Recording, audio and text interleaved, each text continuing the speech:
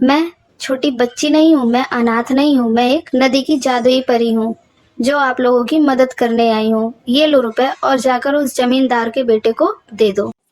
बहुत समय पहले की बात है। एक गांव में सिया नाम की लड़की अपनी माँ रचना के साथ रहती थी। उसके घर का खर्चा उसकी माँ ही चलाती थी, क्योंकि सिया के पिता कुछ समय पहले बीमारी के कारण इस दुनिया से चल बसे और उन्हीं के इलाज करवाने के लिए गांव के जमींदार से कुछ रुपए रचना ने उधार लिए थे। रुपए समय पर ना मिलने के कारण जमींदार रचना के घर जाता है और रचना से बोलता है। रचना, ओ रचना, कहाँ हो तुम? हाँ, कौन है? अरे, तुम भूल गई मुझे। मुझसे ही तो तुमने अपने पति का इलाज करवाने के लिए पैसे उधार लिए थे। कब लौटा रही हो वो रुपए?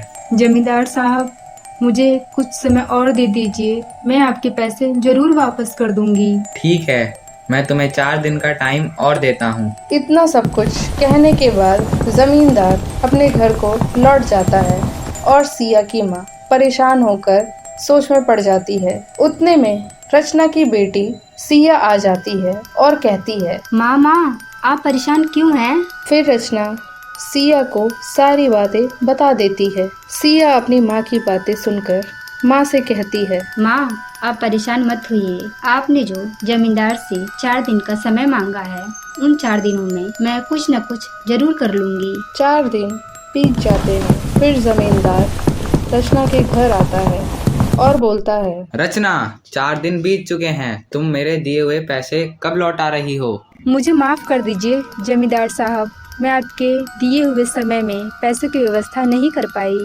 रचना, अगर तुम मेरे दिए हुए पैसे वापस नहीं कर पा रही हो तो अपनी बेटी की शादी मेरे बेटे से करा दो। अगर तुम अपनी बेटी की शादी मेरे बेटे से कराती हो तो तुम्हें मेरे दिए हुए पैसे वापस देने की जरूरत नहीं है। नहीं जमींदार साहब, आप ऐसा मत कहिए। मैं कुछ न कुछ करके आपके पैसे जरूर लौटा दूंगी। इतना सब कुछ सुनने के बाद जमींदार वापस घर को लौट जाता है और वहाँ पर सिया की माँ परेशान होकर सोचती है और कहती है, सिया, तुम्हारा विवाह मैं जमींदार के लड़के से जरूर करवा देती, लेकिन उसकी आदतें बहुत खराब हैं और वो बहुत ही नशेड़ी जुआरी है। मैं अपने कर्ज के लिए तुम्हारी जिंदगी दांव पे नहीं लगा सकती। माँ, आप परेशान मत हो, मैं हूँ ना, कुछ न कुछ जरूर करती हूँ। अगले दिन सिया नौकरी की तलाश में इधर उधर भटकती है और उसे एक नौकरी मिल जाती है और सिया जब अपनी नौकरी पर जाने लगती है, यह बात जमींदार के बेटे को पता चल जाती है और जमींदार का बेटा सिया जहाँ पर नौकरी करती है वहाँ पर जाकर कहता है, आपने सिया को नौकरी पे क्यों रखा? ये बहुत बुरी है। इसकी माँ सबसे पैसे उधार लेती है और टाइम से चुकाती नहीं है। देखना ये आपके ऑफिस में से भी किसी न किसी दिन पैसे लेके रफू चक्कर हो जाएगी और आपको पता भी नहीं चलेगा। आप इसे अपने ऑफिस से निकाल दीजिए, मेरी बात मान लीजिए। यह सब बातें सुनकर सिया का बॉस सिया को नौकरी से बाहर निकाल देता है। फिर सिया रोते रोते ऑफिस से बाहर निकलती है और खूब जोर से बारिश होने लगती है। जाते जाते सिया की नज़र एक छोटी सी बच्ची पर पड़ती है जो नदी किनारे खेल रही होती है और सिया सोचने लगती है, अरे ये क्या, ये छोटी सी बच्ची इतनी जोर बारिश में भी नदी किनारे खेल रही है। ना जाने इसके माता पिता कहाँ हैं। लाओ, इसे मैं अपने घर ले जाती हूँ। अरे गुड़िया, तुम इस नदी किनारे क्या कर रही हो? मैं यहाँ डूबने आई हूँ। क्यों? क्योंकि मेरा इस दुनिया में कोई नहीं है, मैं क्या करूँ? नहीं गुड़िया, ऐसा मत बोलो, तुम मेरे घर चलो। नहीं दीदी, मैं यहीं पे ठीक हूँ, मुझे नहीं जाना आपके साथ। नहीं गुड़िया, तुम मेरी छोटी बहन के जैसी हो, तुम मेरे घर चलो और मेरे साथ ही रहना। ठीक है दीदी।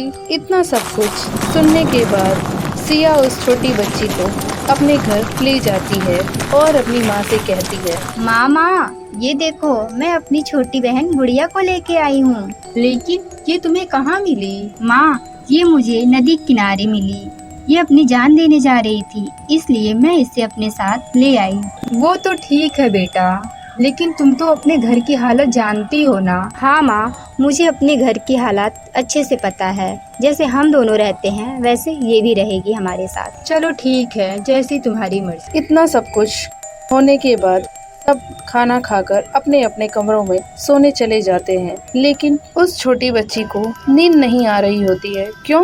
क्योंकि वह एक नदी की जादुई गुड़िया होती है और वो उन सब की मदद करने आई होती है और थोड़ा थोड़ा राशन सब डब्बों में भर देती है। अगली सुबह जब सिया अपने रसोई घर में जाती है और वो देखकर चौंक जाती है। अरे ये क्या, इन डब्बों में अचानक थोड़ा थोड़ा राशन कहाँ से आ गया? माँ, ओ माँ, कल क्या हमारे सोने के बाद आप राशन लेने गई थी? क्या सिया, तुम भी सुबह सुबह मजाक के मूड में हो? हमारे पास पैसे होते तो हम जमींदार को ना दे देते। तुम कुछ भी कहती हो। माँ, आप मेरी बात मानिए और यहाँ आइए। फिर रचना सिया के पास रसोई घर में जाती है और सब डब्बों में भरा हुआ अनाज देखकर खुश हो जाती है। लेकिन यह बात रचना और सिया को समझ नहीं आती है, इसलिए वो दोनों सोच में पड़ जाती हैं और कहती हैं, सिया, मुझे ये बात समझ नहीं आई, ये काम किसने किया?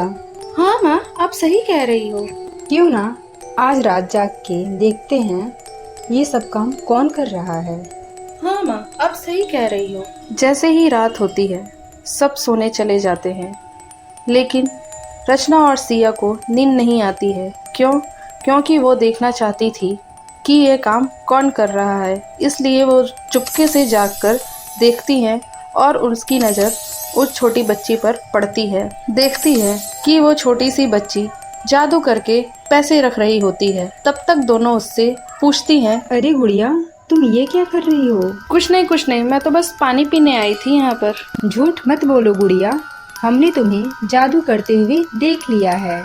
ठीक है, आप लोगों ने अगर देख ही लिया है मुझे जादू करते हुए, तो मैं अपनी सच्चाई बता देती हूँ।